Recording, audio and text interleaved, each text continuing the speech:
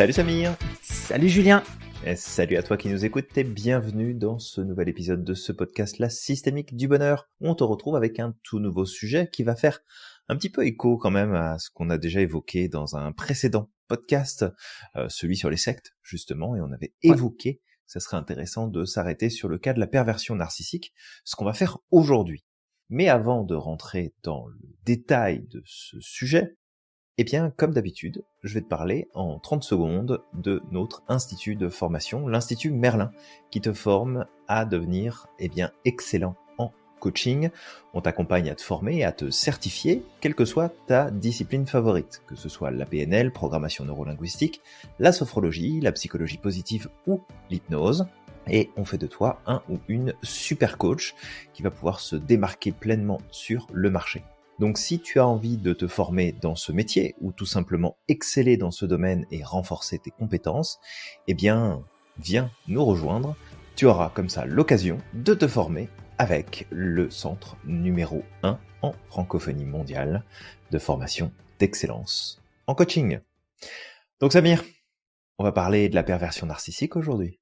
Totalement Julien. Alors, dans le titre, on a bien parlé de comment se reconstruire après une relation destructrice. On parlera pas que de la perversion narcissique, mais principalement quand même, ça va représenter une grosse partie de ce podcast, parce que très souvent, quand on entend relation destructrice, il y a souvent un profil narcissique qui se cache derrière. En tout cas, la personne avec qui on construit une partie de notre vie. Ça peut être aussi des amis, ça peut être de la famille, d'accord, mais ça peut être de la famille des personnes aussi, qui nous entourent.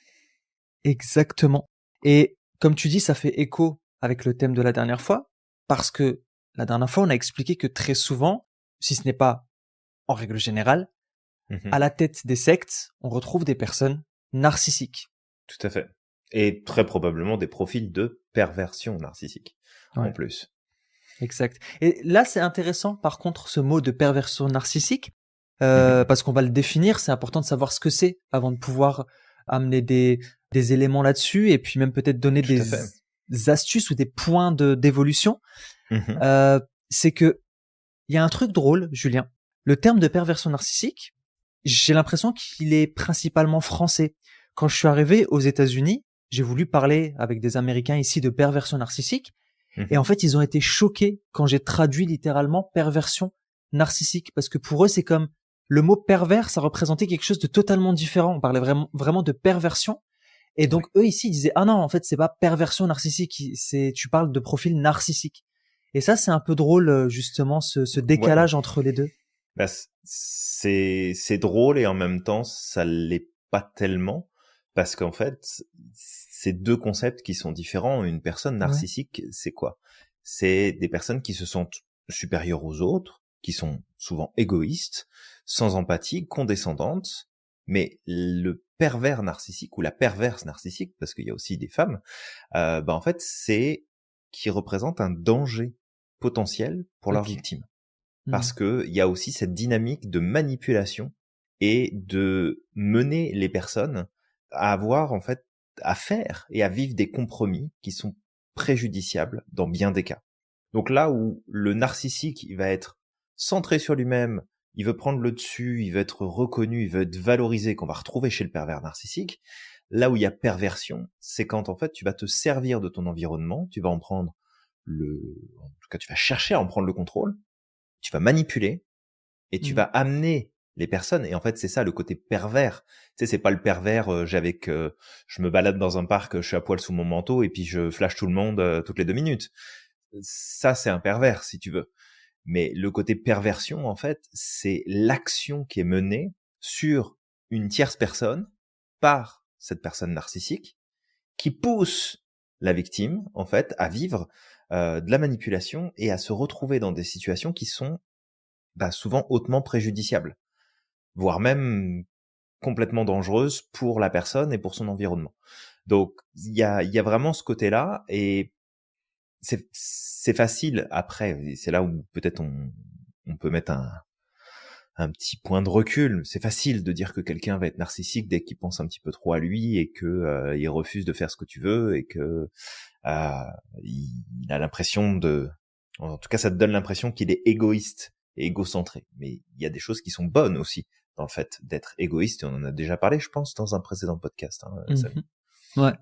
Donc voilà, mais je vais pas trop avancer sur le sujet. En tout cas, on peut faire cette distinction entre perversion narcissique et narcissisme, qui vont avoir des points communs, mais qui ont clairement cette partie de perversion des autres qui ne fait pas partie de l'équation, pour le coup. Ouais.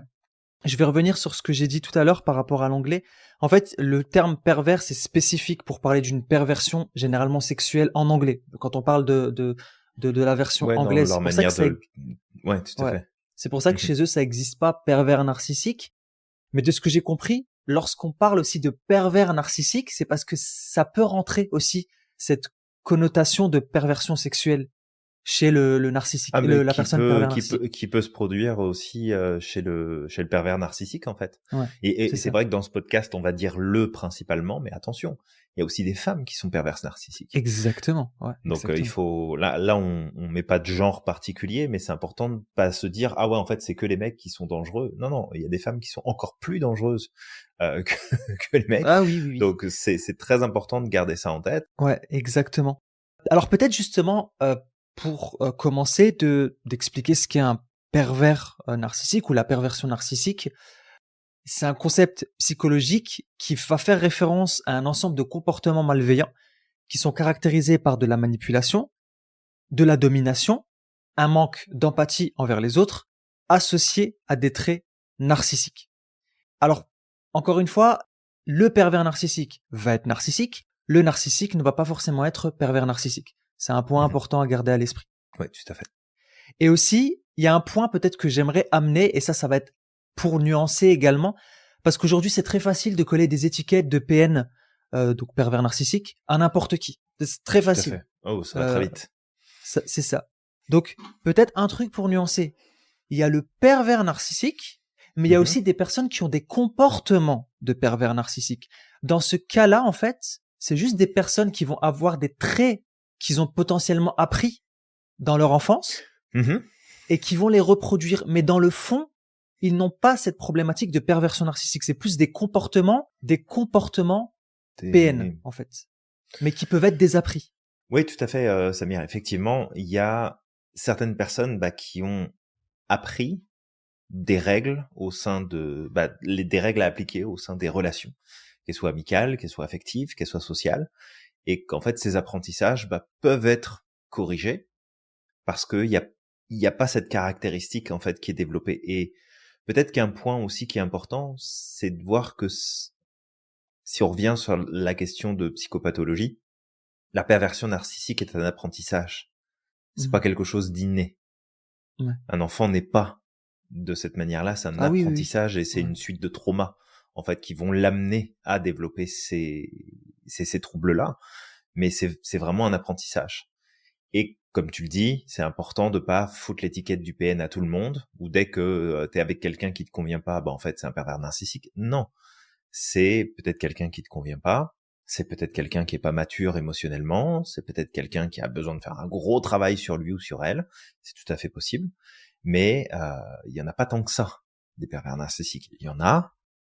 Après c'est ça en fait, il faut faire attention à l'effet de généralisation, où finalement le moindre comportement, le moindre inconfort, la moindre remarque d'une personne peut très vite en fait virer en ah ouais mais lui ou elle c'est pervers narcissique, c'est sûr, t'as vu comment il se comporte, t'as vu comment il joue. Faut vraiment faire attention avec ces étiquettes parce que ça peut être très très vite un problème. Est-ce que il y avait d'autres points peut-être qu'on pourrait amener, Samir, pour introduire ce sujet-là avant finalement de regarder si jamais quelqu'un passe, et très certainement parmi celles et ceux qui vont nous écouter, il y en a qui sont concernés, qui sont passés par une relation très toxique, très destructrice, et entre autres avec des pervers narcissiques. Peut-être avant d'aller sur ce terrain-là, est-ce qu'il y a d'autres points de précision qui leur été bien de partager, en fait? Ouais, je pense, les causes de la perversion narcissique, comme tu l'as dit, ça peut être des traumas, mais c'est bien aussi de le dire parce que ça permet de comprendre la personne également, et parfois aussi de faire ce lien-là, tu vois, elle a des comportements, mais en même temps, dans son enfance, elle a pu vivre des choses. Alors, c'est pas systématique, hein, mais généralement, ça vient de l'enfance. Donc, il y a plusieurs points qui reviennent. juste comme ça. Il y a vraiment plusieurs facteurs qui peuvent être à l'origine. Le premier, ça pourrait être le facteur psychologique. Donc ça vient, comme tu l'as dit Julien, d'expériences traumatiques durant l'enfance. Ces expériences traumatiques, ça peut être de la violence, ça peut être des abus, ça peut être de la manipulation, ça peut être parfois un parent pervers narcissique qui t'a tellement détruit que au bout d'un moment, en fait, la personne, elle finit par développer ce trouble-là. Mhm. Et en fait, je vois la personne pervers narcissique comme quelqu'un qui a été tellement brisé il a été brisé dans tout, en fait, dans son âme, carrément. Ouais. Et au bout d'un moment, il perd complètement la notion d'empathie, etc. Il y aurait des recherches. Là, je pourrais pas les donner, mais peut-être que ça vaudrait le coup de creuser davantage, Mhm. qui indiquerait qu'il pourrait y avoir des facteurs génétiques et biologiques. Alors, quand on parle de génétique et biologique, ce serait peut-être plus dû à de ce que j'avais lu, des déficiences au niveau des hormones, un développement Mhm. précoce, mais ce développement précoce peut être aussi dû à plein d'autres facteurs. Mhm. Donc, ça peut venir aussi. Troisième point. Alors là, je vais pas m'étaler plus sur le facteur biologique parce que j'en connais pas suffisamment. Je sais juste que je l'ai lu, d'accord? Et le troisième point, l'environnement familial, et qui est en lien avec le facteur psychologique, parce que quelqu'un qui a grandi dans une famille dysfonctionnelle où il y avait des besoins émotionnels qui n'ont jamais été satisfaits, ça peut contribuer fortement à ce comportement, à développer ce comportement. Ouais, c'est ça. Bah, en fait, c'est vraiment un trouble qui se développe et qu'il faut voir comme étant quelque chose de multifactoriel.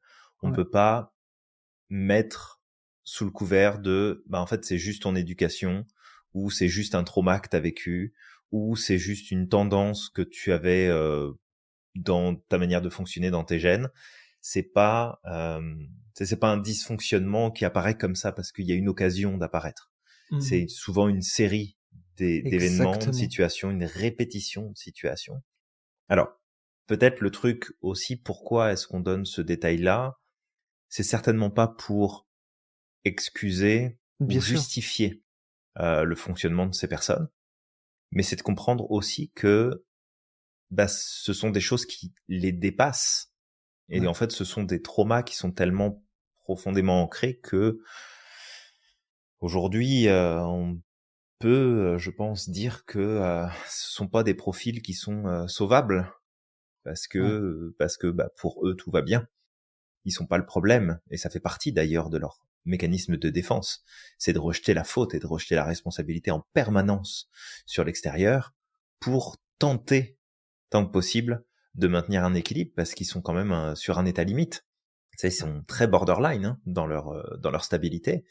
Fait que si jamais ils prenaient un minimum conscience et qu'ils acceptaient finalement certaines problématiques qu'ils ont, voire peut-être toutes, certainement que ils passeraient le peu de stabilité qu'ils arrivent à avoir en écrasant les autres, probablement que ça s'effondrerait d'un seul coup, quoi. Ouais. Ouais, exactement. Il y a un point, je reviens et je remets encore de la nuance, je préfère en mettre et je préfère en parler maintenant plutôt que, tu sais, ce soit mal compris. Tout à l'heure, on Mhm. a parlé de facteurs biologiques. Oui. Mais t'as dit aussi, Julien, que personne ne naît, en quelque sorte, un enfant, et il va pas naître pervers narcissique. En fait, ce facteur biologique ne veut pas dire que tu nais comme ça. Ça veut dire qu'il y a un ensemble de prédispositions génétiques qui peuvent faciliter l'arrivée du Mhm. trouble. Mais ça va être, comme tu dis, Julien, le cumul. C'est-à-dire que, tu sais, c'est comme une personne qui dans sa famille a certains gènes qui peuvent favoriser l'apparition de cancer. C'est pas parce que dans ta famille, génétiquement, il y a cette problématique de cancer que toi tu vas le développer. Il suffit que tu manges pas Tout à la même fait. chose que ton frère ou ta sœur. Il suffit que tu as un train de vie qui est différent. Et en Mhm. fait, ça va pas se déclencher. Donc c'est juste de comprendre que facteur génétique ne veut pas dire que tu nais comme ça. Ça veut dire qu'il y a un ensemble de déficiences potentiellement dans ta génétique, Mhm. mais qui vont s'enclencher qu'à partir du moment où certains facteurs vont se cumuler. Ouais, Et, tout à fait. et encore, même au-delà de ça, hein, il peut y avoir des personnes qui ont ce facteur génétique, qui ont vécu de l'abus quand ils étaient jeunes, etc., et qui vont pas développer cette perversion narcissique. Donc, vraiment juste de comprendre que la génétique veut pas forcément dire automatiquement on tombe dedans et on met tout le monde dans des sacs. Génétiquement, Complètement. t'as ça, donc automatiquement tu vas tomber dedans. Non, deux mêmes personnes peuvent vivre la même chose Mhm. et malgré tout ne pas le développer en fait. Oui, et tu vois, en fait, Samir, ce que tu partages là, ça me fait penser à ces fameuses statistiques alors déjà, si tu prends la problématique de la bipolarité, il y a 3 fois plus de femmes que d'hommes qui sont bipolaires. Et en fait, si tu prends l'historique de ces femmes, eh bien, quand on regarde, il y a une très grande partie qui ont eu leur mère pendant leur grossesse, qui ont vécu des états dépressifs plus ou moins importants. Donc on sait que un état dépressif chez la mère pendant qu'elle est enceinte peut favoriser l'apparition de la problématique de la bipolarité. Mm. Mais ça ne veut pas dire que toutes les femmes enceintes qui vont être dépressives vont forcément avoir un enfant qui va être bipolaire. Ouais. Donc c'est là aussi où, tu sais, je te rejoins par rapport à ça, c'est de faire attention avec les raccourcis qu'on peut prendre parfois, de se dire, ah bon, bah parce qu'il y a ça, tu sais, tu parlais de génétique, ah bah parce que ça fait partie de mes gènes, alors forcément ça va se déclencher. Ouais. Non. Ça fait partie des facteurs qui peuvent s'activer ou pas s'activer. Donc, de ne pas se dire, ah bah en fait, moi je me suis marié avec un pervers ou une perverse, j'ai eu un enfant avec, donc forcément mon enfant va devenir pervers. Ben non, pas nécessairement. Non. Ça dépend quel est le cadre. Est-ce qu'il y a eu des abus, pas d'abus? Est-ce qu'il y a eu un apprentissage des relations? Est-ce qu'il y a eu de l'affection, de la reconnaissance, de la validation? Tu sais, il y a beaucoup de facteurs externes qui vont jouer un rôle très très important dans cette dynamique-là. Ça veut pas dire qu'il y aura pas d'apprentissage possible. Peut-être que un enfant qui a un environnement qui est quand même stable, qui le soutient, qui lui apporte tout ce dont il a besoin, mais que par expérience et par surtout observation, eh bien, il apprend des comportements inadaptés de la part de son père ou de sa mère, forcément, ça va jouer dans les relations futures parce que tu as eu un modèle et tu t'es imprégné de ce modèle-là. Mais comme tu le disais, c'est des choses qu'on peut désapprendre et réapprendre différemment par la suite. Donc c'est vraiment important de bien comprendre ces nuances-là avant peut-être qu'on aille plus loin. Exact. Mais c'est ça, c'est pour ça que je prends le temps, et toi aussi Julien, d'apporter ces nuances, parce qu'il y a trop de raccourcis qui sont faits sur ce trouble-là. Aujourd'hui, si on écoute ce qui se passe en société, les gens, il y a des pervers narcissiques à chaque coin de rue, tout le monde est pervers narcissique, il y a tout qui se dit sur la perversion narcissique. Donc, encore une fois, c'est un trouble qui est encore étudié, il y a encore des recherches qui sont en train d'être faites dessus, mais c'est important d'apporter. Ils sont même pas tous d'accord en plus. Ils sont pas tous d'accord. C'est comme les chiffres, hein. J'avais vu des chiffres aux États-Unis en 2018 sur ce trouble-là. En fait, ils estimaient qu'il y avait 6,2% de la population qui était touchée par le trouble de perversion narcissique. 7,7% étaient des hommes et 4,8% étaient des femmes. Et si tu vas sur les études qui ont été réalisées en France en 2012, là, ils disent 10% de la population. Ça fait quand même, tu sais, 10% de la population, on est quand même à un bon niveau, tu vois. Une personne sur 10. C'est énorme. Donc voilà, c'est sûr que les études sont là pour nous montrer une tendance, pour essayer d'expliquer les choses, mais tu vois, ça explique, mais encore une fois, on prend pas les choses telles quelles, c'est pas gravé dans le marbre, et c'est juste important d'apporter de la nuance, parce que sinon, on va vivre dans une société de la terreur, et malheureusement, après, on va être soi-même à l'origine d'injustices en collant des étiquettes sur le dos de certaines personnes qui ne le sont pas, en fait. C'est important de le garder à l'esprit. Peut-être, Julien, un dernier point que j'amène avant d'attaquer autre chose. Les personnes qui sont atteintes de troubles de la perversion narcissique sont souvent apparemment plus susceptibles d'avoir d'autres troubles de la personnalité, comme troubles de la personnalité borderline et ou des troubles antisociaux. Il y a un niveau de comorbidité, comme on dit, qui est plus important chez eux parce que il y a d'autres troubles souvent qui y sont associés et qui vont pas nécessairement ressortir en premier lieu, parce qu'il y a tout un tas de stratégies qui sont développées aussi par ces profils-là pour réussir à prendre leur place et à apparaître parfait et irréprochable. Et donc ça peut masquer en fait d'autres problématiques, je dirais plus importantes, mais qui viennent rajouter des choses derrière. Clairement. Exactement. Ouais. Et puis le dernier point que je voulais amener, c'est que ils sont aussi plus susceptibles de souffrir de problèmes de santé mentale, comme la dépression, l'anxiété et l'abus de substances. Oui, souvent on recherche aussi effectivement de sensations fortes aussi. Ouais.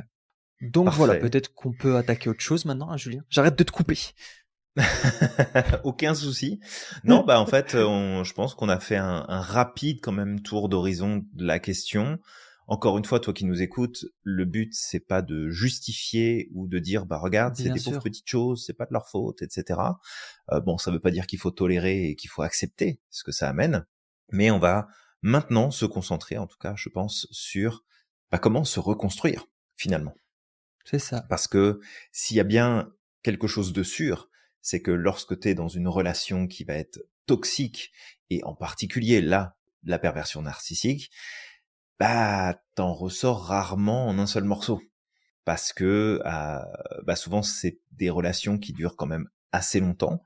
Si jamais tu as eu l'occasion de vivre une relation comme celle-là et que ça a duré que quelques semaines, tant mieux pour toi. Si ça a duré quelques mois, bon bah c'est cool, ça n'a pas duré trop longtemps. Si ça a duré quelques années, tu sais très bien de quoi on parle et à quel point ça peut être difficile finalement de, une fois sorti de cette relation et des caractéristiques qui la composent, eh bien on va voir ensemble comment se reconstruire et quels sont les piliers sur lesquels on doit s'appuyer pour reprendre notre pouvoir après ce genre de relation. Alors peut-être le premier point, c'est la reconnaissance de la situation. Reconnaître la chose. Reconnaître, parce que en fait, souvent les victimes de personnes qui sont pervers narcissiques ne reconnaissent pas la situation. Mais non, c'est pas moi c'est pas de sa faute, c'est moi le problème. Il y a eu tout ce travail aussi de la part de la personne, comme pour manipuler, pour dire que c'est toi le problème, pour faire baisser l'estime de soi de la victime, ce qui fait qu'au bout d'un moment, en fait, elle reconnaît pas la problématique. Elle est tout le temps en recherche de justification. C'est pas de sa faute, c'est de la mienne. Mais non, j'étais pas avec un pervers narcissique, etc. Et le truc, c'est que derrière le mental, tu sais, la personne, elle va mentaliser tout ça, elle va essayer d'expliquer par A plus B, mais elle va l'expliquer dans sa carte du monde du moment. Sa carte du monde du moment, c'est une personne qui a pas d'estime d'elle-même. C'est une personne qui a été rabaissée. C'est une personne qui n'a même plus confiance en elle, en ce qu'elle pense. Donc, vu qu'elle a pas confiance en elle, comment elle va expliquer cette relation? Est-ce qu'elle est en train de vivre? Bah, elle va l'expliquer en disant que c'est de sa faute. Donc ça, c'est vraiment le premier point. Premier point, c'est reconnaître la situation.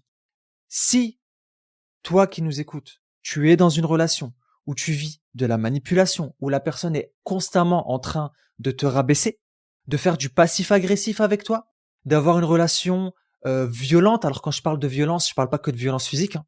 Je parle aussi de violence émotionnelle et mentale, d'accord? Tout à Ça fait. peut être très très dur. Et que tu es face à une personne qui est tout le temps en train de mettre la faute sur toi, mais qui prend jamais sa responsabilité, Ouais. déjà, peut-être red flag. Et n'hésite pas à en parler. Parce que si tu n'en parles pas, ça va être difficile aussi de reconnaître cette situation. De dire, ah bah, tu vois, je vis peut-être quelque chose, c'est pas normal, en fait, ce que je vis.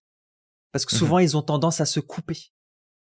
Oui, oui, tout à fait. Et c'est vrai que si tu sors d'une relation où finalement c'est ça que tu as vécu, bah, ce qui est important, c'est de reconnaître que tu es passé par ça Ouais. et que bah, t'as pris le mauvais chemin dans ta perception et tu t'es senti peut-être coupable, tu t'es senti responsable de ce qui s'était passé. Et c'est important, en fait, que quand tu sortes de cette relation-là, eh bien, pour te reconstruire, c'est aussi de reprendre ta juste place, en fait. De aussi voir, en fait, bah, je suis en partie responsable de ce qu'il y a eu, parce qu'il y a ce que j'ai toléré, ce que j'ai accepté, ce que j'ai laissé, quelque Mm. part, mais tu n'en es pas coupable parce que bah, c'est l'autre aussi qui a pris le dessus. C'est l'autre qui a réussi à te manipuler, c'est l'autre qui a réussi à te contrôler. Et le truc, c'est que faut surtout pas que tu te dises, si tu es concerné par la situation, qu'en fait, t'as été trop bête ou que t'étais pas Mm. assez intelligent ou intelligente pour pouvoir t'en rendre compte. Parce que n'importe qui peut se faire avoir. Et le truc, c'est que c'est souvent les gens les plus intelligents qui se font avoir. Oui. Ouais. Parce que, justement, t'as une pensée qui est élaborée. T'as une capacité de réflexion importante. T'as une capacité qu'on appelle de métacognition plus importante. T'es capable de prendre du recul, d'observer qu'est-ce que j'ai dit, qu'est-ce que j'ai fait, comment est-ce que je pense les choses. Et ça, en fait, bah, malheureusement, c'est un des critères qui va faire que tu vas avoir plus tendance à risquer de te faire avoir, justement, par ce genre de comportement, par ce genre de personnage. Donc ça n'a rien à voir avec ton niveau d'intelligence, et que si tu sors d'une relation et que tu veux te reconstruire suite à des situations comme ça, bah comme le dit Samir, premier point, c'est ok, faut que je fasse un constat et faut que je prenne conscience de par quoi je suis passé. Parce que le problème, c'est que si tu ne résous pas ça de ton côté, bah il y a de grandes chances que tu plonges dans la prochaine relation qui va être toxique, ou alors que tu vas remettre le couvert avec la même personne, alors que ça serait vraiment pas la meilleure des idées. Vraiment pas. Ouais. Le deuxième point, peut-être avec lequel j'aimerais venir ici, dans toujours cette optique de se reconstruire en post-relation toxique destructrice, c'est que tu reprennes contact avec les personnes avec qui tu n'avais plus aucun contact. Que bah tu t'excuses si jamais c'est nécessaire, que tu peut-être expliques en fait que tu t'es pas du tout rendu compte que la personne avec qui tu étais en train de t'isoler petit à petit de ton environnement, et simplement expliquer aux gens bah, que tu aimes et avec qui tu as envie justement de renouer contact. T'es pas obligé de le faire avec tout le monde, mais avec ceux avec qui tu as envie de renouer contact, bah, en fait que t'es vraiment désolé simplement parce que t'as pas vu venir le truc.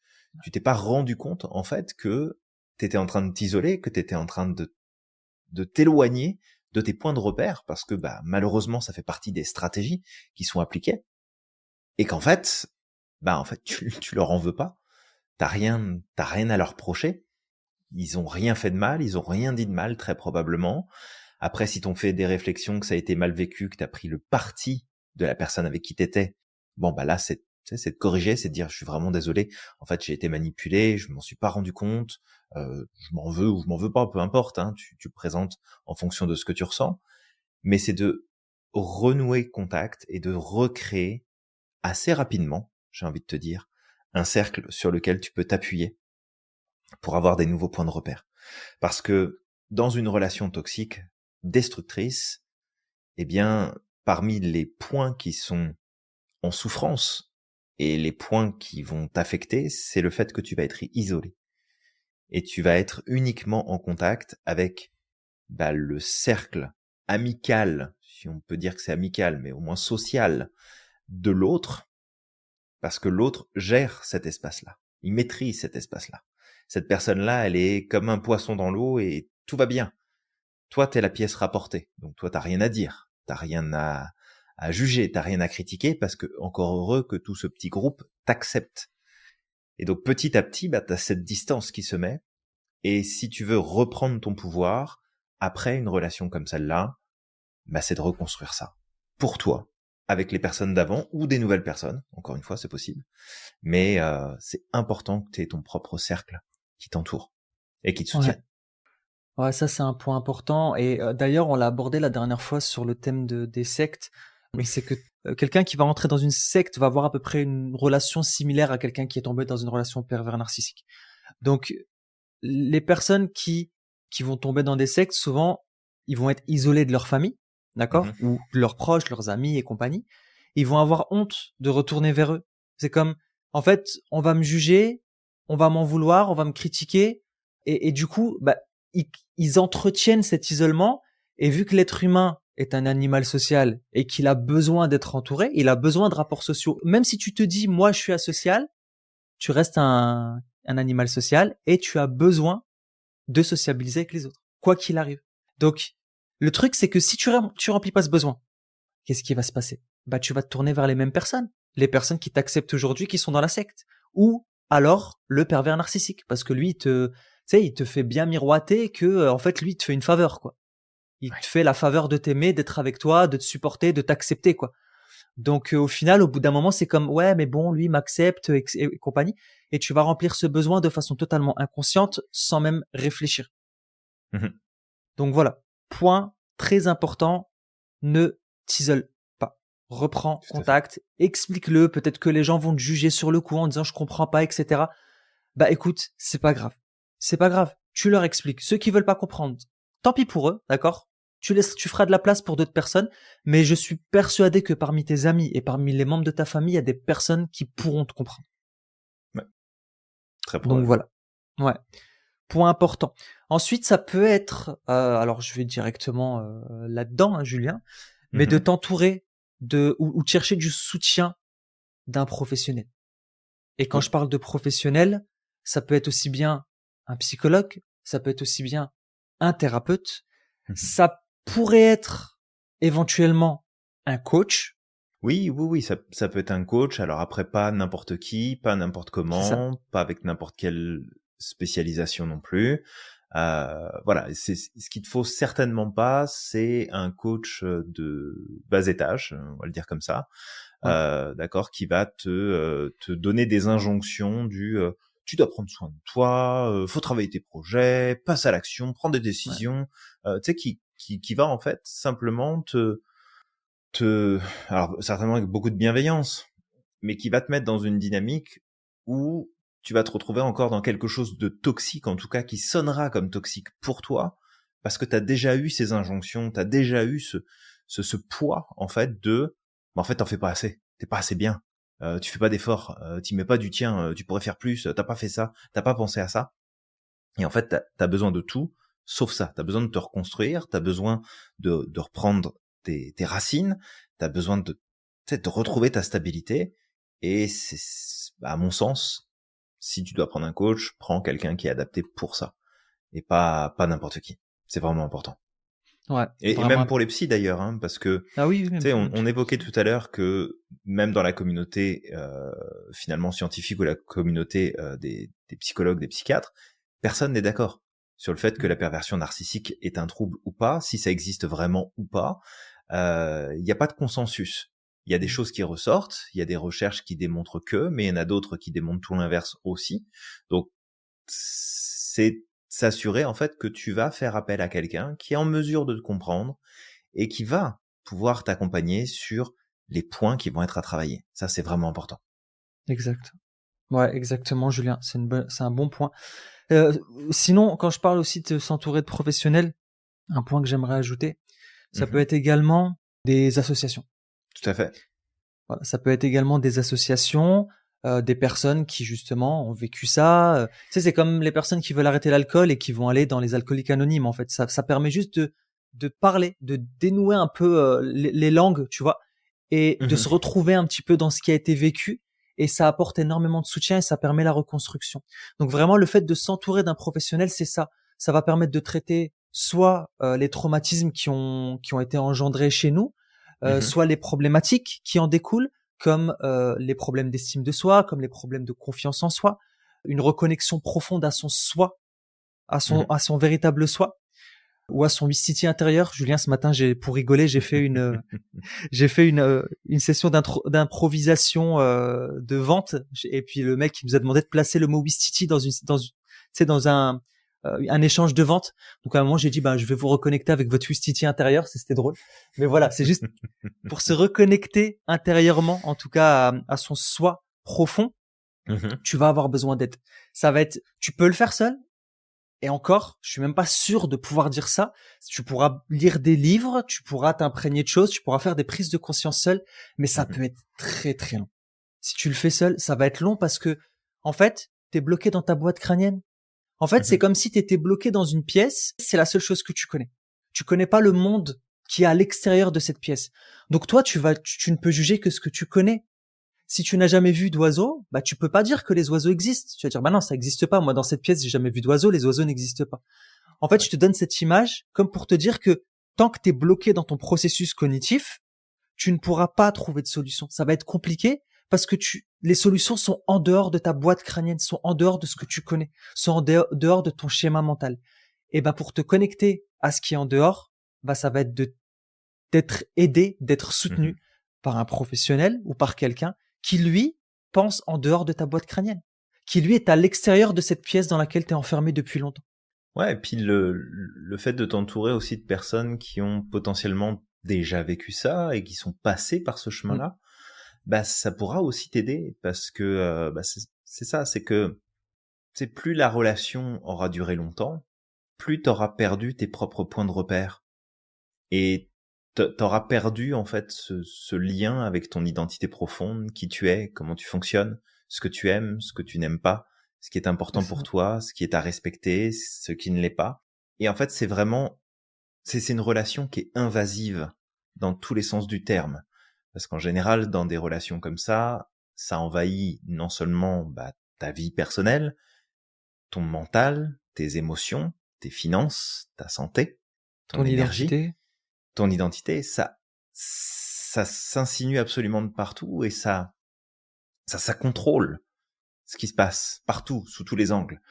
Et le truc, c'est que quand tu mets fin à une relation, ou que la relation se termine pour raison X ou Y, en fait, c'est comme si on te lâchait en plein milieu de la pampa, puis t'as plus aucun repère. Tu ne sais plus. Tu sais plus penser par toi-même, tu sais plus décider par toi-même, tu sais plus choisir par toi-même, tu sais plus ce qui est bon et ce qui est pas bon. Donc d'avoir des points de repère externes et des personnes qui peuvent t'aider justement à recadrer ça, c'est quand même un gros plus. Et au minimum de ce que ça va faire, c'est que ça va te donner plus de chances d'éviter de reproduire les mêmes schémas, Mmh. d'éviter de retomber une énième fois dans ce type de relation, ou voire remettre le couvert encore une fois avec la même personne, alors qu'on sait pertinemment, toi et moi, que ça n'est pas une bonne idée, que tu ne Mmh. devrais pas repartir dans ce sens-là. Ouais. Donc clairement, ça c'est des points qui sont importants, et tu vois, pendant que tu expliquais ça, Samir, j'en ai un qui je pense est de premier ordre, c'est reprendre la maîtrise sur les leviers de ton bonheur psychologique. Ouais. Alors, on va pas faire un cours ici, comme d'habitude, c'est pas le but, mais grosso modo, il y a 2 leviers de bonheur psychologique qu'il faut prendre impérativement en compte. Ouais. Le premier, c'est ce qu'on appelle le bonheur psychologique immédiat. C'est celui qui te permet de vivre des choses qui te font plaisir dans l'instant. Selon depuis quand tu n'es plus dans cette relation, et surtout combien de temps cette relation a duré, il est possible que tu aies l'impression de ne prendre du plaisir sur aucune chose. Mmh. Comme si tu ne prenais plus aucun plaisir à rien du tout. Donc il va falloir que tu apprennes à reprendre du plaisir, que tu te donnes du temps, de la bienveillance, que tu aies de la patience envers toi-même, pour reconnecter au quotidien à des petites choses qui te font plaisir, en te surveillant sur tous les sentiments de honte, de culpabilité ou de peur d'être jugé ou puni parce que t'auras pris une pause de 5 minutes. Tu seras sorti avec des amis, tu seras allé t'acheter un truc, tu seras allé faire du shopping et tu auras voulu t'acheter un truc. Parce que tu auras peut-être appris durant cette relation que tout ça, c'était interdit. Quand on t'a fait comprendre que tu n'avais pas le droit, que c'était interdit, que c'était pas à toi de le faire et que tu méritais pas. Bon, si c'est le cas, il va falloir que tu retravailles sur ton bonheur immédiat, sur le principe d'hédonisme, prendre du plaisir sur ce que tu vis dans l'instant. Mmh. Et le deuxième levier, qui est tout aussi important, c'est ta capacité à te remettre des objectifs en tête, à te redonner des choses beaucoup plus loin dans le temps pour que tu puisses t'épanouir à nouveau. Peut-être envisager un déménagement, refaire une formation, changer de métier, voyager, peu importe, mais te remettre des objectifs sur le long terme parce que dans cette relation toxique, ce qui a pu très certainement se produire pour toi aussi, si jamais tu es concerné, c'est qu'on t'a interdit de faire des plans et que les seuls plans qui étaient valables, c'était ceux qui étaient donnés par la personne avec qui tu étais et qui a justement eu cette emprise sur toi. Mmh. Donc c'est à la fois de revalider les petites choses du quotidien où tu as le droit de prendre du plaisir, plutôt que d'être en panique tout le temps de qu'est-ce que j'ai oublié de faire et sur quoi je vais me faire engueuler ce soir, et en même temps de réussir à te projeter. Donc là, avoir quelqu'un pour t'aider à faire ça, c'est que du bon. Si tu le fais par toi-même, te rappeler que tu as ces 2 éléments-là sur lesquels il faut que tu travailles. Prendre du plaisir dans l'instant et planifier des choses qui vont te nourrir émotionnellement, psychologiquement, positivement dans le futur, des choses vers lesquelles tu as envie de te rendre, vers lesquelles tu as envie d'aller. Ouais, exactement, Julien. Point intéressant que tu amènes là et important parce que on parle souvent de l'importance du mouvement en fait. Si tu te reconnectes pas à ce que t'aimes et que tu passes pas à l'action, malheureusement tu vas entretenir la problématique, tu vas continuer de Mhm. tourner en rond. Donc vraiment de mettre le focus là-dessus, ça peut être hyper important. Ça va te permettre de te redécouvrir, ça va te permettre enfin voilà, ça va vraiment te permettre de te reconnecter aussi à la personne que tu es. Donc ouais, point hyper important. J'arrête pas de faire une focalisation, Julien, sur ce que tu as dit tout à l'heure. Je reviens dessus. Coach de bas étage. Alors, j'ai remarqué que c'est ta nouvelle insulte. C'est hyper drôle. Ça fait quelques jours que tu la ressors tout le temps. Bientôt, D'accord. tu vas nous sortir coach de pacotille ou de la basse-cour. Ah, Tu mais vois, c'est drôle. Non, mais coach de pacotille, coach de coin de rue, coach de marché aux puces. Enfin, si tu veux, t'en as toutes sortes là. Vraiment. Mais Ouais, oui, coach de bas j'y étage repense. parce que ça vole pas haut, tout simplement. Ouais, Tu sais, ça vole pas. on a fait un live il y a pas longtemps, et puis c'est drôle parce que t'arrêtes pas du coup d'en voir dans des publications en ce moment. Bah, Mais c'est dans ce live encore que tu as dit récemment coach de bas étage. Donc, ça m'a fait rire. ok, bah c'est ce qui sort en ce moment. Je le reformulerai certainement autrement à l'avenir. C'est tout à fait possible. Oui, donc tu parlais justement de la roue de vie, c'est ça? Oui, bah entre Ouais. autres, mais c'est pas l'objet ici, mais c'est un super outil. Et c'est Mm. juste que t'as besoin, si t'es concerné par la chose, t'as besoin d'avoir un ou une professionnelle qui est formée correctement et qui va pas te sortir des outils génériques lambda, sans cadre, sans but précis et sans c'est cet accompagnement profond finalement dont tu as besoin pour que tu puisses te reconstruire de la meilleure façon possible. Ouais.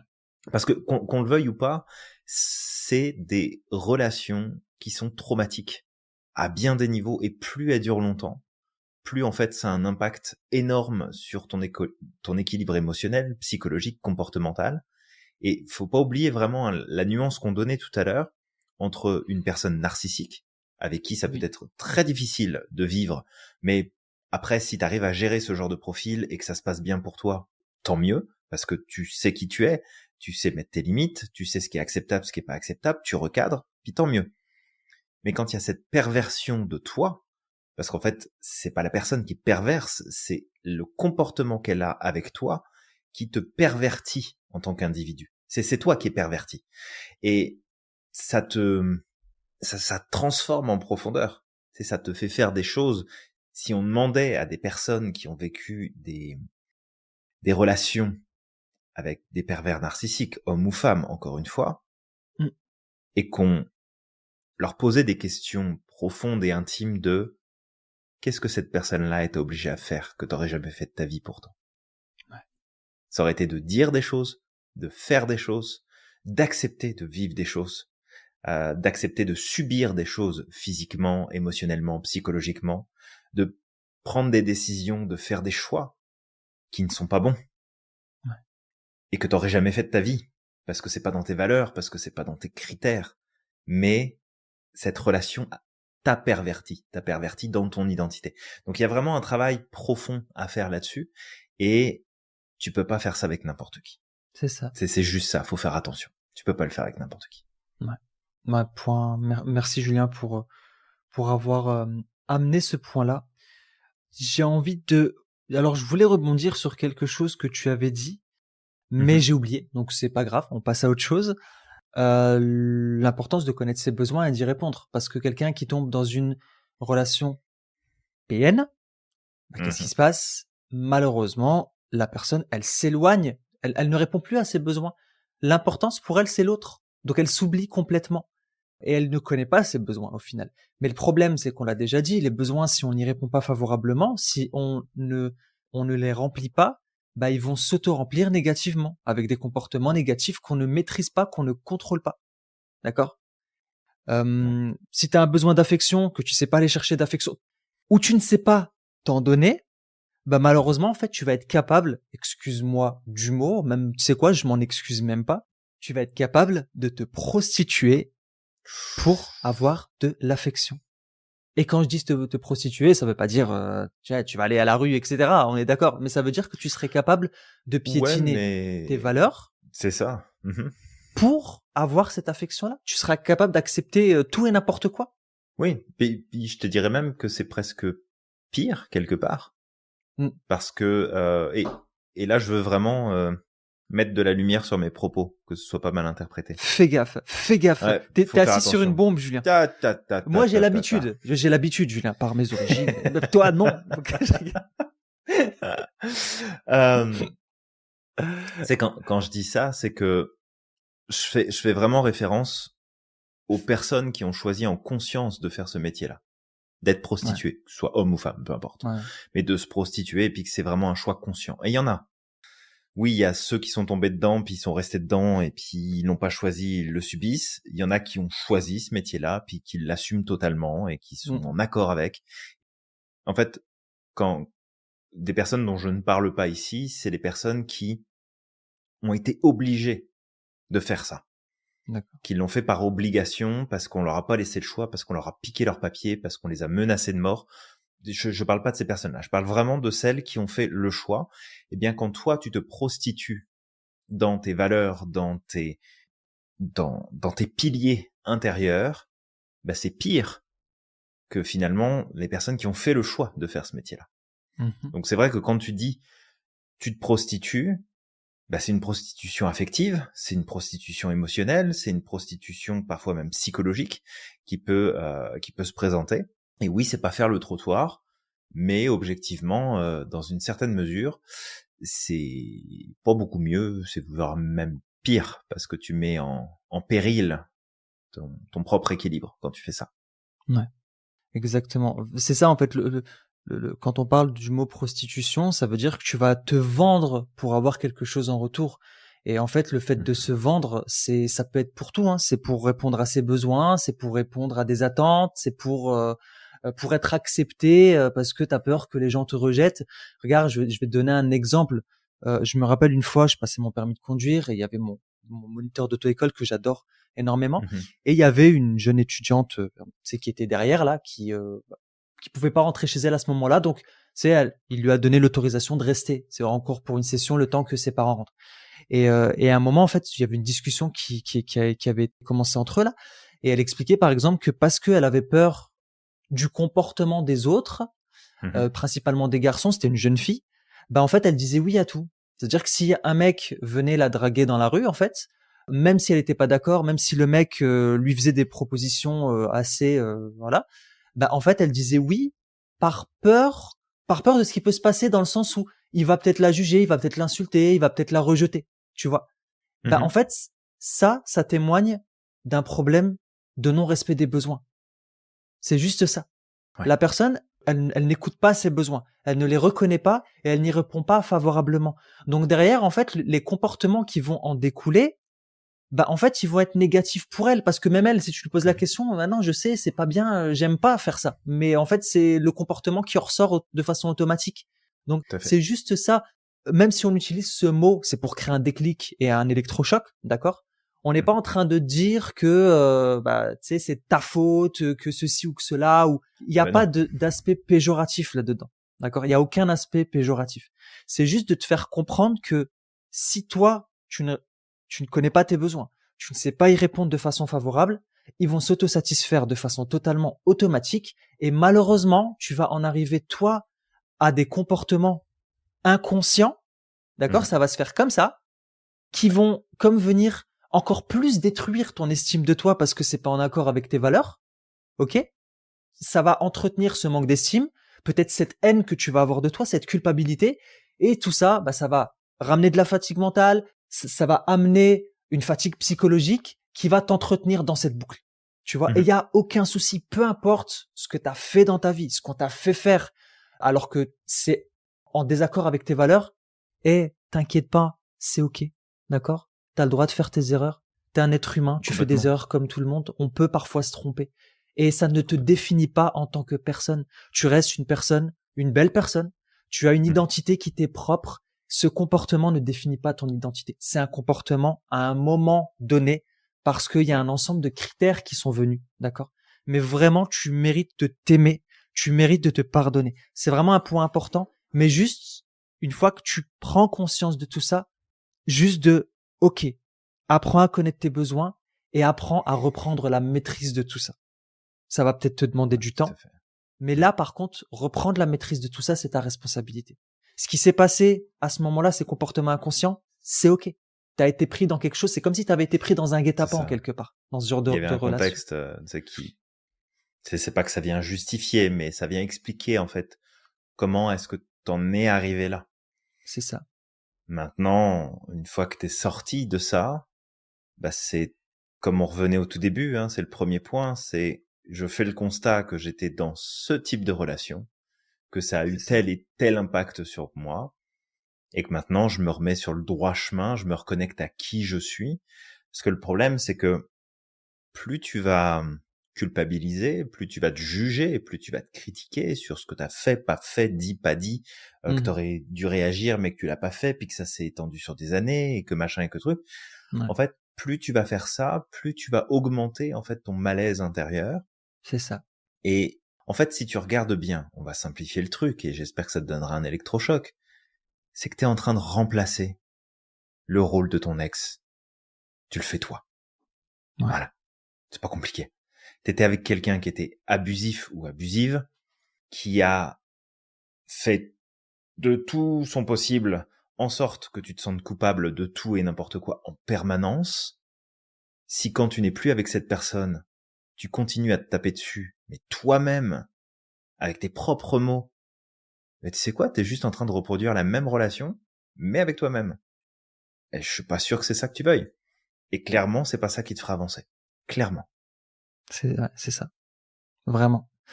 Julien, je viens de connecter. Tout à l'heure, j'ai fait un petit bug là parce qu'il y T'as remis avait les doigts dans la prise, c'est Ouais, ça? c'est bon, je viens de connecter. La question que j'allais te reposer, Ouais. bah, moi j'ai ma réponse, mais je veux te la poser à toi justement pour amener des éléments à nos auditeurs. Il y a des gens qui pensent que un pervers narcissique, c'est pervers narcissique avec tout le monde. Et il y en a d'autres qui disent que non, un pervers narcissique n'est pas pervers narcissique avec tout le monde. Toi, t'en penses quoi de tout ça? Est-ce qu'un pervers narcissique est pervers narcissique avec tout le monde? Ben, en fait, le pervers narcissique, il est très doué pour porter des masques sociaux, il est très doué pour se fondre dans la masse, et en fait, il va prendre sa place auprès des personnes qui vont le reconnaître comme une, c'est comme un individu hors norme, Mhm. qui va sortir de la norme, qui est génial, qui est super intelligent, qui est super doué, qui a plein de talents, etc. Et en fait, c'est ça aussi qui est vicieux, c'est que comme toi, tu es isolé de ton environnement direct, et que tu intègres l'environnement de l'autre, et que l'autre s'entoure de personnes uniquement qui le valident et qui reconnaissent que c'est une personne géniale, qu'elle est fantastique, que c'est la meilleure chose qui puisse lui arriver, ben forcément, quand tu te fais juger, critiquer, quand tu te fais taper dessus, quand on te fait plein de reproches en permanence, et que tu vois comment les autres réagissent par rapport à cette même personne que toi tu considères comme putain mais en fait il y a un truc qui va pas, en fait c'est toi qui va pas bien parce que l'environnement, bah tout va bien. Tu sais, ses amis sont au top, ils l'adorent, ils l'adulent, ils le reconnaissent, ils trouvent la personne géniale, etc. Puis toi t'es comme un con ou comme une conne parce que t'as l'impression en fait que bah t'es juste une pauvre merde. Voilà, Mhm. on va le dire comme ça. Et de ce fait, en fait les personnes qui sont dans l'entourage, c'est un petit peu comme un château. Alors c'est un château de cartes, hein. Ça peut très vite tomber, mais c'est quand même un château construit de différentes personnes qui vont venir soutenir la personne perverse narcissique Mhm. et qui vont comme la protéger. Tu sais, c'est un peu le rempart de premier ordre là où s'il y a des attaques ou autres, hop, vite je me mets derrière mes amis entre guillemets et du coup bah je me rassure que en fait je suis une personne géniale et puis que bah si toi t'es pas capable de le voir, t'as qu'à aller voir ailleurs. Mhm. Donc ces personnes-là, elles ne vont pas vraiment subir cette perversion narcissique, mais elles sont quand même malgré tout manipulées et utilisées à leur insu sur plein de niveaux, sur plein de sujets. Et le truc, c'est que plus tu vas avoir une intimité importante avec cette personne-là, plus en fait tu risques de démasquer qui elle est. Et plus en fait l'emprise va être importante. Donc tout dépend le lien que tu vas avoir.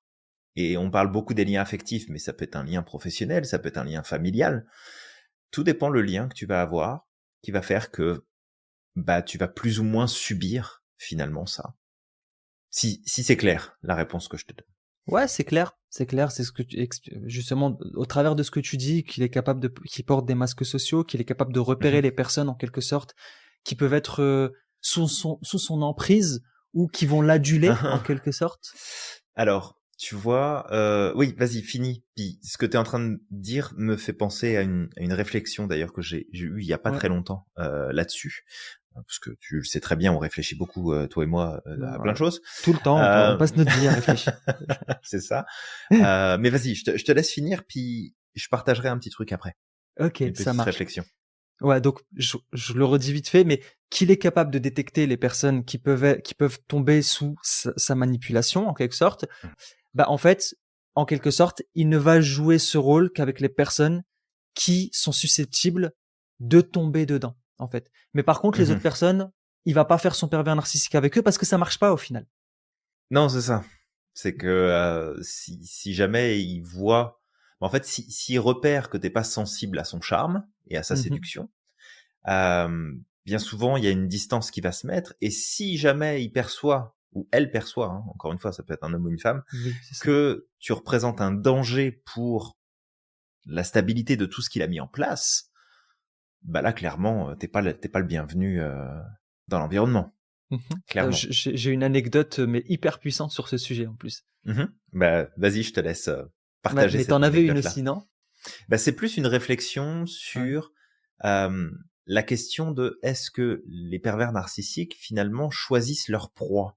Ouais. Et je veux revenir là-dessus. Mais vas-y, je te Mais laisse n'oublie donner pas, Julien, ta. n'oublie pas. Si tu oublies, attention. Je ne l'oublierai pas. On va Des fois taper ça sur les m'arrive, doigts, Julien. mais je ne l'oublierai pas. Je le Ça garde en marche. tête. Vas-y. Alors l'anecdote, c'était quand j'étais dans une association, c'est pour les SDF là à Lille. En fait, Mhm, le président de l'association était un pur pervers narcissique. Moi, je le vois comme tel. Il y avait beaucoup trop d'éléments qui étaient là, comme ça, qui gravitaient autour. Après, si ça se trouve, c'était juste un cumul de comportements pervers narcissiques aussi, tu vois. Il était dans ce concept de manipulation là. Alors, il polarisait, c'est-à-dire que toute personne qui ok. n'était pas d'accord avec lui, c'était un complot. Ça allait pas. C'est des gens qui voulaient faire que l'association tombe. C'était du mensonge, c'était de l'intimidation, de je fais des choses, mais par contre il faut le garder en secret, sinon il va y avoir des répercussions. D'ailleurs, il y avait sa Mhm, copine qui était dans l'association. Hein. Et le mec, il se gênait pas d'aller voir ailleurs, mais il disait à chacune de pas expliquer qu'elle était en couple avec lui, d'accord. Donc voilà, c'était une magnifique. catastrophe. Hein. C'était une Mm. catastrophe. Je me suis rendu compte de ça à la dernière minute quand tout le monde a ouvert la bouche et est venu me le raconter. Et là, je me suis dit non, c'est pas possible. Ouais. J'ai quitté l'association parce que bah tu sais, ça a créé un chamboulement en fait. Mm. Et du coup, pour y revenir, bah en fait, ce qu'il faisait, c'est que tout au long de l'existence de l'association, il a viré des gens. Toutes les personnes qu'il a virées, c'était des personnes qui ne tombaient pas sous son charme. C'était des personnes qui remettaient en Ouais. danger, en fait, qui mettaient en danger sa place Mhm, à chaque fois. Quand une personne peut mettre en danger mhm, sa place, le fait que c'est le centre du monde, le fait que tous les regards se tournent vers lui, ben mhm, soit il prend la fuite, soit il va mhm. dégager ces personnes, tout simplement. Ouais, tout à fait. Bah, c'est vraiment quelque chose qui est facilement, je pense, observable de Mm. l'extérieur. Et si jamais, toi qui nous écoutes, tu repères ce genre de comportement parfois, bah ça peut être bien aussi de te dire, oh tiens, c'est pas forcément lui mettre l'étiquette du PN là. Encore une fois, c'est pas le but. Se Ouais, ouais. dire, oh tiens, ok, ça c'est un comportement qui est intéressant. Donc je reviens sur la réflexion que j'ai eue la dernière fois, parce que c'est vrai qu'on entend souvent que les pervers narcissiques vont choisir leur proie. Et c'est comme s'ils allaient scanner tu sais, c'est comme si c'était des prédateurs qui étaient dehors, qui scannaient la foule et qui allaient trouver la personne sur qui ils allaient pouvoir mettre le grappin. Mm. Et en fait, je pense que ça, c'est à nuancer. Parce Mm. que, oui, le pervers narcissique, ou la perverse narcissique, va automatiquement reconnaître des caractéristiques chez un individu qui vont certainement attirer son attention. Mhm. Mais, il y a aussi comment toi tu repères ces caractéristiques de blessure chez la personne. Et il y a ça aussi qu'il faut prendre en compte, c'est que bien souvent, les profils qui vont se mettre avec des personnes qui sont des pervers narcissiques, bah, ce sont des personnes qui ont un syndrome du sauveur qui est particulièrement exacerbé. Ouais. qui ont un besoin d'aider, de soutenir, d'apporter, de se sentir utile en fait à travers l'aide, et que la moindre petite chose blessée sous un angle ou sous un autre vient tout de suite attirer leur attention, leur présence et leur leur soin. Alors je dis pas ici que toutes les personnes qui sont dans une dynamique de soins, d'attention, de support de l'autre vont automatiquement finir avec des pervers narcissiques. Faut pas faire de généralisation. Mais c'est remettre un petit peu de nuance entre le pervers narcissique qui est le prédateur en conscience dans le monde externe et qui va se jeter sur toi pour te bouffer sous tous les angles possibles parce qu'il a repéré que t'étais une proie facile. Non, il y a peut-être toi aussi qui est rentré dans la cage du lion parce que tu t'es dit « Oh bah tiens, cette personne-là, elle a l'air de souffrir un petit peu. Oh Mmh. bah là, elle me fait un petit peu de la peine. Oh là là, il a l'air de devoir être soigné. » Et je t'avais déjà raconté cette histoire, Samir. J'avais une amie qui m'avait invité, en fait, à la présentation du livre qu'avait sorti un ancien trader, ancien cocaïnomane, qui était dans multiples relations, enfin qui brûlait la bougie de la vie par tous les bouts possibles. Ça ne veut pas dire qu'il est pervers narcissique. Je le connais pas personnellement. Mmh. Je n'ai pas eu l'occasion de discuter avec lui. J'ai juste découvert son livre et une interview à une occasion précise. Il y avait un environnement précis avec des comportements que j'ai observés. Et en fait, dans le groupe, alors c'était principalement des femmes hein, qui étaient, Ouais. c'était des groupies, je pense qu'il n'y avait pas d'autre mot, qui étaient dans la salle. Et le truc, c'est que en fait, il y avait vraiment ces comportements-là. Mmh. Je le regarde avec toutes les blessures qui le composent, parce que oui, il avait eu une vie compliquée, et puis il était passé par plein de trucs. Je pense que pour plein de monde, ça aurait été vraiment très difficile. Et il y avait ce regard, si tu veux, qu'on voyait à travers leur visage, au-delà certainement de l'intérêt physique qu'ils pouvaient représenter pour elle, de cette espèce d'appel de je vais le sauver, je vais faire quelque chose, je Mmh. vais le soigner avec moi, ça va aller mieux, je vais en prendre soin.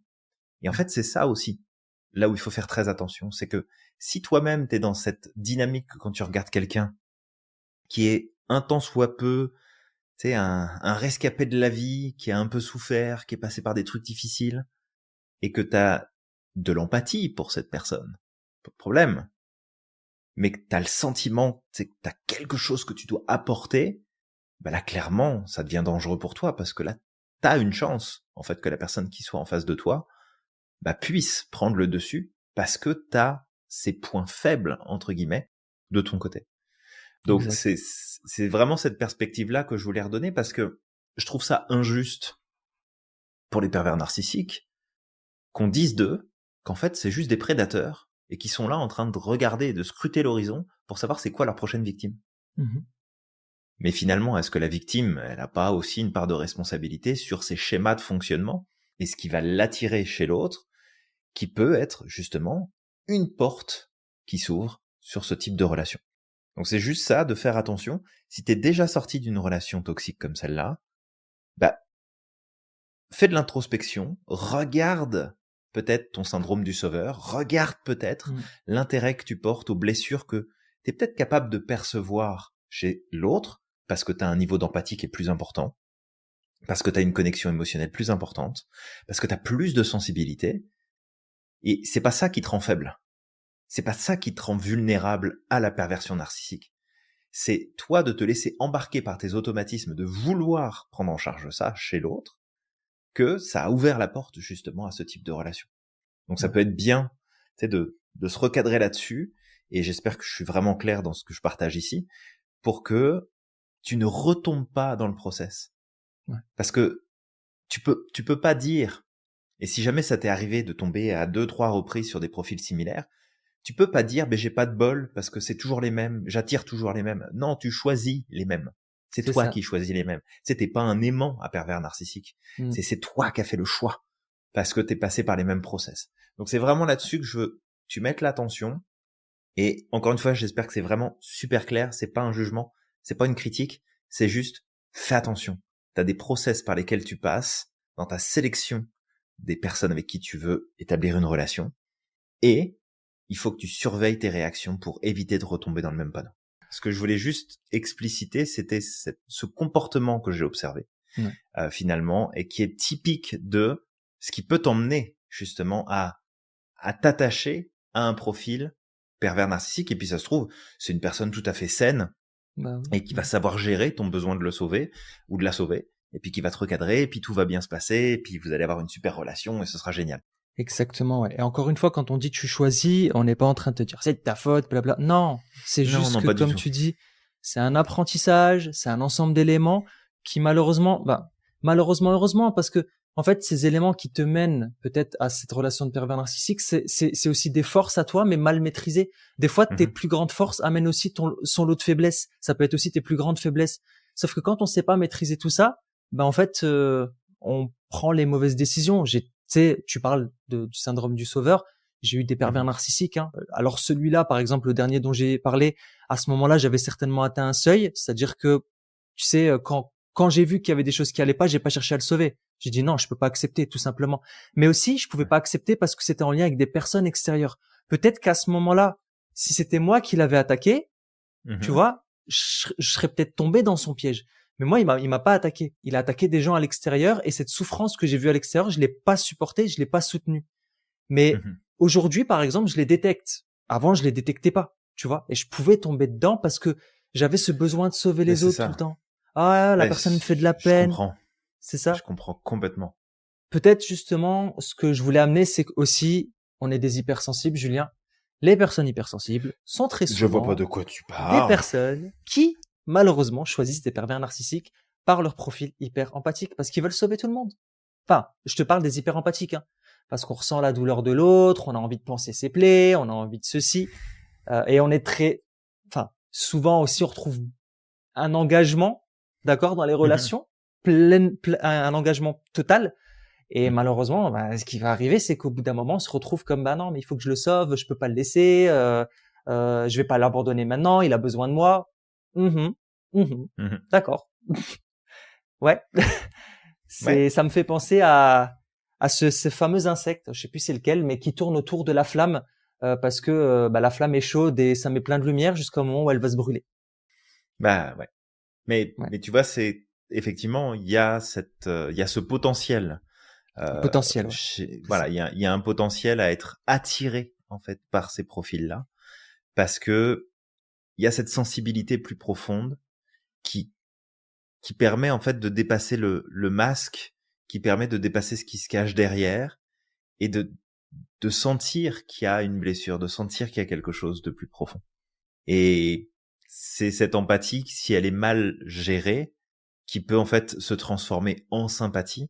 Puis c'est là où ça devient dangereux. C'est parce que là, bah, tu te mets à porter en fait le fardeau de l'autre. Et comme l'autre, bah, ne veut pas que son fardeau soit mis en lumière et ne veut pas qu'on lui rappelle qu'il a ce fardeau, bah forcément, il va s'en prendre à toi. Exact. Il va s'en prendre à ce que tu représentes parce que tu lui rappelles qu'il est ou qu'elle est loin d'être parfaite, qu'il y a des problèmes, qu'il y a des blessures, qu'il y a des manquements, qu'il y a tout un tas de choses.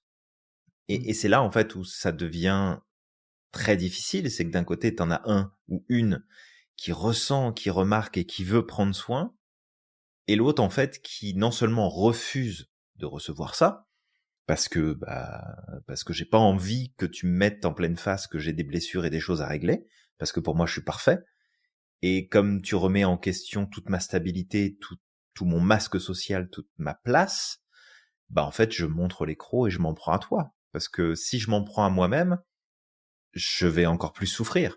Donc je C'est vais ça. tout te remettre dessus. Et c'est toi qui vas payer pour la souffrance que je vis, parce que tu oses la mettre en lumière et tu oses essayer de la réparer, de la soigner. Donc faut vraiment faire attention à nos propres Exactement. modes de fonctionnement. Ouais. Ouais, exactement. Donc, je sais pas, peut-être le dernier point qu'on pourrait amener, Julien, parce que ça fait déjà un moment quand même qu'on est en podcast là. Oui, on avait plein de Euh, choses à dire. Ah bah oui, On est on a inspiré en ce moment. tellement Qu'est-ce de que tu veux que choses. je te dise? Exactement. Je sais pas ce qu'on a bouffé en fin d'année, mais on y va là, on y va. Alors là, je sais pas du tout. Mais ouais, le dernier point, c'est l'indulgence envers soi-même. D'accord? C'est ok, t'es tombé dans ce genre de relation, t'as fait des choses Ouais. que tu voulais pas faire. C'est ok en fait. T'étais sous emprise de tes fonctionnements internes, d'accord, que tu maîtrisais pas, c'est ok, ça nous arrive à tous, hein, ça c'est aussi le cheminement de la vie, hein, et t'es aussi sous emprise de la personne, et c'est pas grave, ok, la vie n'est pas finie, tu as la capacité de reprendre la maîtrise sur ces choses-là, de grandir, de t'améliorer, et c'est un cheminement, et c'est pas grave, parce que si tu ne t'aimes pas, encore une fois, on met des guillemets sur le concept de ne pas s'aimer, on en a parlé encore récemment avec un podcast qu'on a fait avec quelqu'un d'autre. Si tu as une faible estime de soi, bah en fait malheureusement tu vas pas prendre les meilleures décisions pour toi et tu vas pas pouvoir avancer dans la bonne direction. Tu sais, les personnes qui ont vécu des traumatismes et qui ont cette espèce de haine de soi. Alors quand on dit haine de soi, c'est qu'ils s'en veulent pour ce qu'ils ont fait. Bah Mhm. parfois ça peut les amener à reproduire les mêmes comportements. C'est des comportements destructeurs comme pour se punir en fait. C'est Ouais. inconscient, mais ils vont se Mhm. punir en fait. Et c'est ok. Lâche prise Ouais. sur ça. Tu es une belle Tout à fait. personne, tu mérites d'être heureuse, et si tu as fait des erreurs dans ta vie parce que tu es tombé dans ce genre de relation, c'est pas grave. Demain, tu en reconstruiras des meilleures une fois que tu Mhm. auras pris aussi la maîtrise et aussi que tu te donneras vraiment, donne-toi de l'amour. T'en as besoin. Ouais. Donne-toi de l'amour. Oui, puis tu le mérites en plus. Et oui, tu le mérites pleinement. Et Tu le justement, mérites. c'est parce Mhm. que tu es une belle personne. Souvent, c'est parce que tu es une belle personne, tu es quelqu'un qui est hyper empathique, qui est hyper soucieux des autres, que tu tombes dans ce genre de relation. Tu vois? Mhm. Ouais. Donc, c'est ok. Bah, réapprends à te connaître, renforce ce rapport positif avec toi-même. Ne sois pas dans le jugement, dans la critique. Accepte que tu sois passé par cette période-là, peu importe combien de temps ça a duré. Euh, Accepte que ça ait pu prendre beaucoup de temps avant que tu puisses trouver la force justement de partir, de bouger. Des fois, il y a des enfants au milieu. Des fois, il y Ouais. a d'autres choses qui sont en travers du chemin et qui peuvent te freiner. Bien que les enfants, je considère pas ça comme un frein, hein, bien sûr, Mmh, mais des fois c'est une raison attention à ce que tu de dis, se Julien. dire je pars pas, je reste. Oui, je fais très attention à ce que je dis. Euh, voilà, mais peu importe en fait par où t'es passé, c'est vraiment important de faire la distinction entre ce qui s'est passé de manière toxique dans ta relation, qui n'est pas représentatif de la personne que tu es, et Ouais. que ce que t'as pu faire, dire, penser, réagir, choisir, en fait, ça n'était pas toi. D'accord? C'est une version pervertie de toi. Et on parle souvent des ombres, hein, Samir, Ouais. on évoque ce point-là assez souvent. Mais en fait, c'est important de te rendre compte que la personne avec qui tu as pu être dans cette relation toxique, destructrice, elle a réussi à appuyer sur certains boutons qui ont fait ressortir des parts d'ombre chez toi.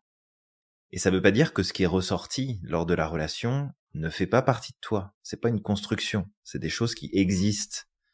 Mais c'est tes parts d'ombre. Et plus vite tu vas les accepter, plus vite tu vas accepter que, bah en fait, je suis capable de dire ça, je suis capable de faire ça, je suis capable de faire ces choix-là.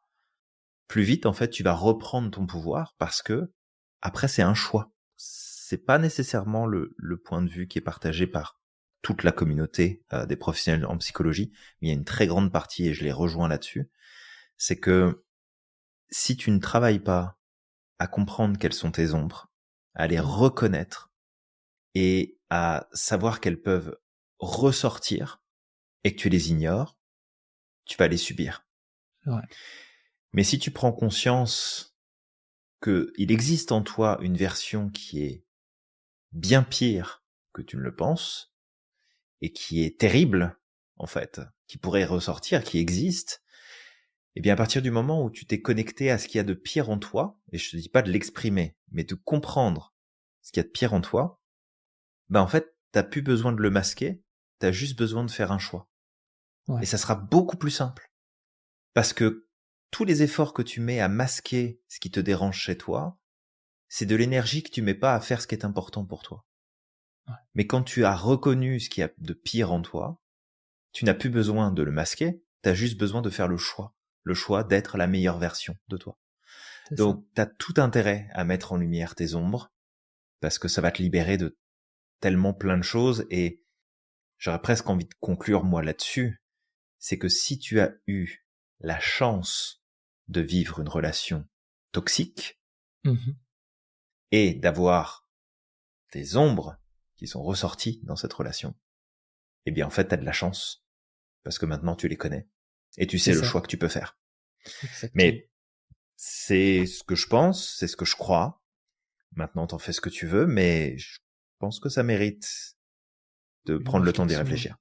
réfléchir. Ouais. Ouais, exactement. Ouais. Et t'as tout dit, Julien. Je vais pas rebondir dessus, sinon le podcast va durer 2 heures. Mais c'est juste qu'effectivement, Ça même peut. derrière une difficulté, ben, tu as la capacité de recycler ça et de vivre quelque chose d'hyper positif. Vraiment. Tu peux tout recycler. Complètement. Mais prends le recul et fais des choix. Voilà, prends les bonnes décisions. Voilà, Julien, on a parlé de plein de choses et tout. J'espère que ce podcast sera bénéfique pour les personnes qui nous écoutent, qu'on les a pas trop perdues J'espère non aussi. plus. J'espère Ouais, aussi. Dans les méandres de notre pensée et de nos réflexions. c'est ça, exactement. On vous emmène des fois un peu plus loin que d'autres, mais le but c'est vraiment de vous montrer de te montrer, toi qui nous écoutes, qu'il y a une voie possible de progression, de changement, et que tout n'est pas noir, tout n'est pas sombre, tout n'est pas négatif quand les choses se produisent, et que Ouais, tu peux en tirer du bénéfice, même suite à des situations comme celle-là. totalement. Bon, bah toi qui nous écoutes, je t'invite à liker, commenter, partager ce podcast. Si tu as des questions, n'hésite pas à nous laisser un petit commentaire, on pourra en parler. S'il y a peut-être des choses que tu as mal pris dans ce qu'on a expliqué, n'hésite pas à nous le dire. Peut-être qu'on pourra aussi amener des éléments, parce qu'encore une fois, on est dans un podcast qui va dans une seule direction. T'es pas devant nous, tu nous amènes pas du feedback, donc forcément, il peut y avoir des erreurs de communication, il peut y avoir des incompréhensions, et ça peut être Tout important à fait. aussi.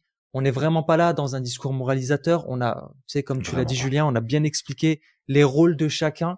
Et le tout, c'est que chacun puisse prendre sa responsabilité, puisse avancer et puisse, justement, amener de Ouais. l'harmonie dans sa vie. Oui, Voilà. tout à fait. Et peut-être aussi pour préciser, c'est que, en tout cas, je parle pour moi, je peux pas parler pour toi, Samir. Ouais. Mais dans ce que j'ai partagé dans ce podcast, dans les pistes que j'ai données, il y a l'aspect professionnel, mais il y a aussi l'aspect expérience personnelle. Oui. Fait Ouais. que c'est pas juste des notions ou de la connaissance du sujet que j'ai. Je l'ai parce que je m'y suis beaucoup intéressé, mais c'est parce que je l'ai subi aussi. Ouais. Donc, ça permet de recadrer, ça permet de revoir, et peu importe, d'accord, on a tous une expérience qui est différente, on a tous un vécu qui est différent, et on est passé par différentes choses, mais vraiment, si tu suis et je le crois profondément, si tu suis ces pistes de progression et cette manière de percevoir, de penser finalement l'après-relation toxique, Mm. tu vas voir qu'il y a plein de belles choses qui peuvent en ressortir. Vraiment. Totalement. Voilà. Bon, bah, écoute, prends soin de toi. C'est pas notre thème, hein, la perversion narcissique, dans le sens où, tu sais, on n'est pas une association qui gère ça, etc. C'est un peu comme ce qu'on a dit avec les sectes. On en parle, on essaie d'éduquer les gens, mais c'est pas notre thème de cœur. Mais par contre, si on peut t'aider, on peut te réorienter vers potentiellement des coachs aussi. On a des coachs dans l'institut qui pourraient t'aider sur ce thème-là. N'hésite pas, envoie-nous un message et puis on se fera un plaisir justement de te renvoyer à des personnes compétentes, à des personnes qui pourront t'aider et tu sais, avec qui Tout à tu fait. pourras y aller les yeux fermés. En tout cas, on accorde beaucoup d'importance à ça. Exactement. Je t'invite à croire au maximum en ton potentiel et de ne pas oublier d'être extraordinaire chaque jour. N'oublie pas non plus à quel point t'es magique et que t'as le pouvoir de réaliser absolument tout ce que tu souhaites. Et on te dit à la À la prochaine. prochaine.